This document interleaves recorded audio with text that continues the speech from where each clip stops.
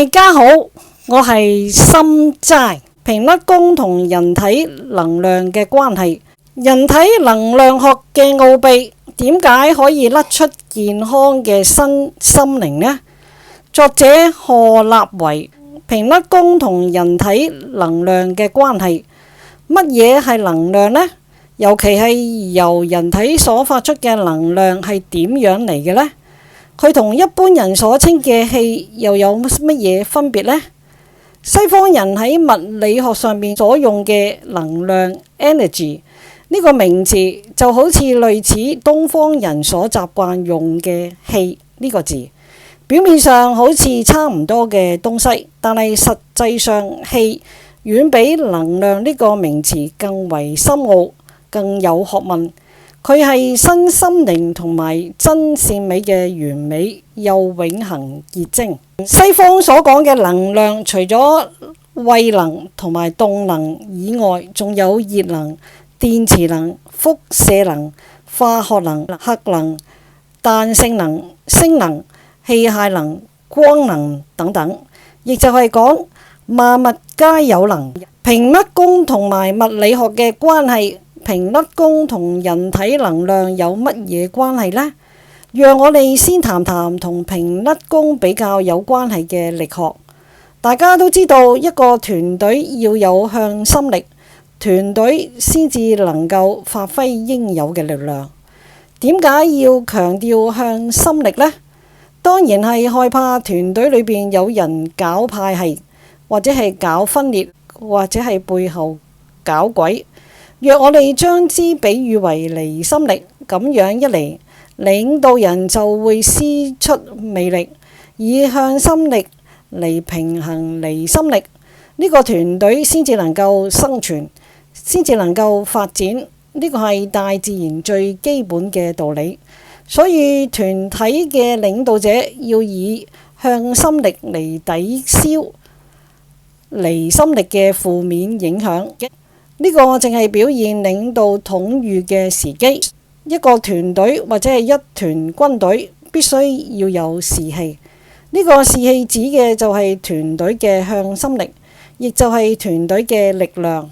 力學裏邊嘅向心力同埋離心力係平衡嘅。當甩動一粒綁住繩子嘅小球甩得越快，就要花更大嘅力氣捉住繩子，若手一鬆，呢一粒球就會飛出去啦。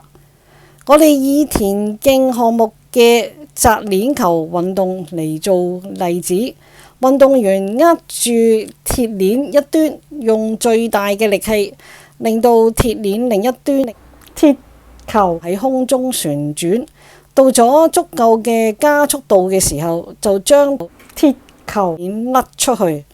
呢一項運動就表現出運動員由身體所發出嘅能量轉變成向心力，由向心力嚟平衡鐵球因旋轉所產生嘅離心力。喺最後一剎那，手一鬆，令由旋轉產生嘅加速度令到鐵球甩得更遠。呢個睇起嚟好似好簡單嘅動作，但係佢包含住物理學上面嘅一啲基本定律。以力學嘅觀點嚟睇，當運動員緊握鏈條嘅時候，佢嘅手臂加上鏈條嘅長度，就係所謂嘅力距。力距越長，鐵球嘅重量越重，旋轉嘅速度越快，所施嘅力氣就越大。當然仲要包含一啲技巧，好似鏈球飛出去嗰一剎那嘅角度，當時嘅風向同埋風速，運動員將鏈球甩出去嘅時候，幾乎亦都會大哮一聲。大哮一聲就係將氣釋放出去。呢啲因素都會影響成績。呢個大哮一聲雖無法用科學嘅方法嚟分析能增加幾多嘅成績，但係相信嗰個爆發性嘅聲勢應該係一種氣場嘅力量，再配合肌肉嘅動作，瞬間釋放出爆炸性嘅能量。呢幾項因素湊合喺一齊，就影響咗最後嘅成績啦。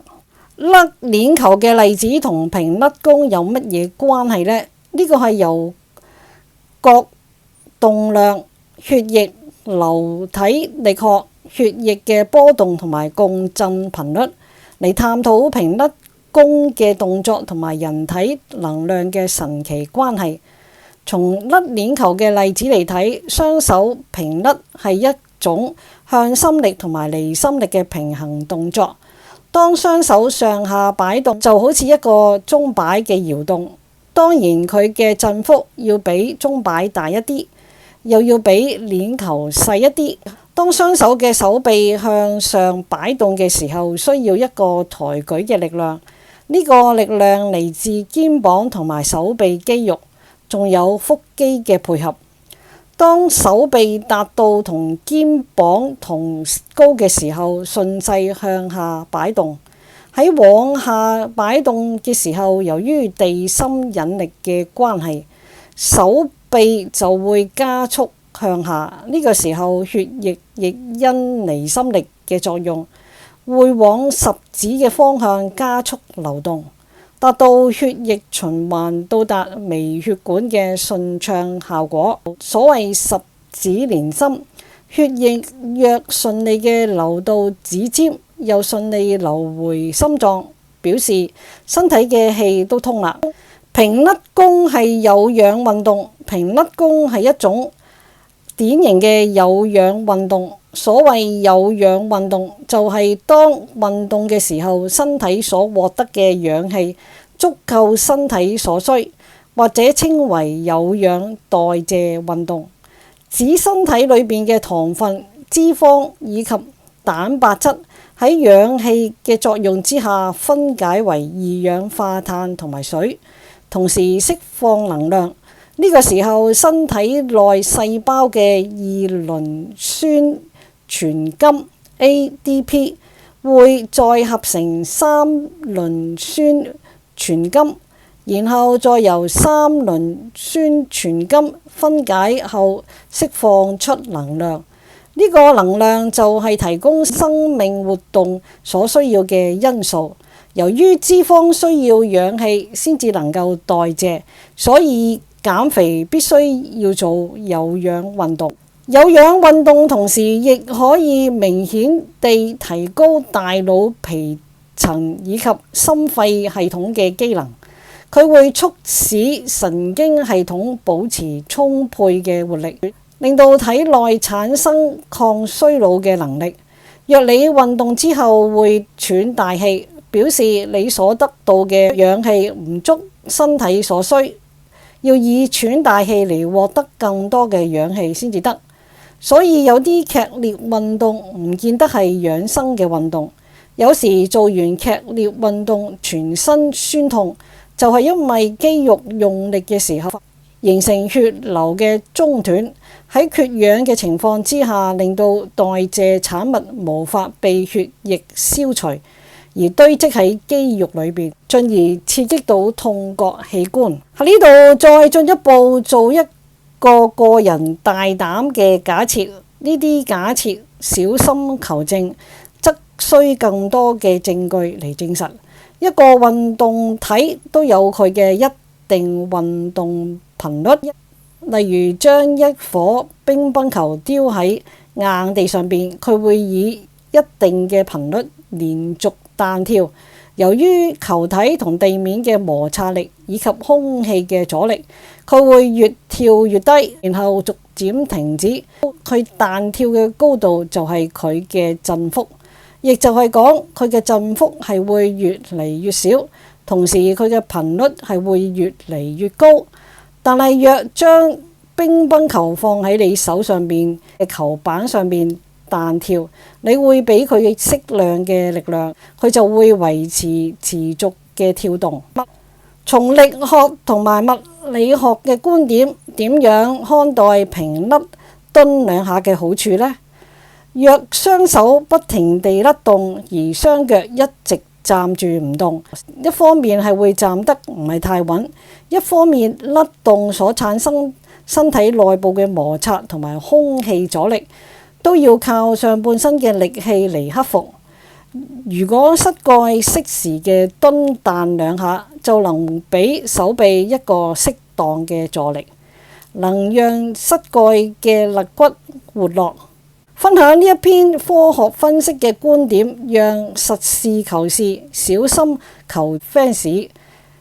一窺平甩弓嘅神秘殿堂，對大多數人由網絡傳播而接觸平甩弓嘅 fans 而言，氣功可能仍舊係一股揮之不去嘅神秘色彩，想一探究竟，卻不得其門而入。本文摘自李鳳山師傅平甩嘅貼文，梅門一氣流行養生學會。多謝收聽，聽日見啦，拜拜。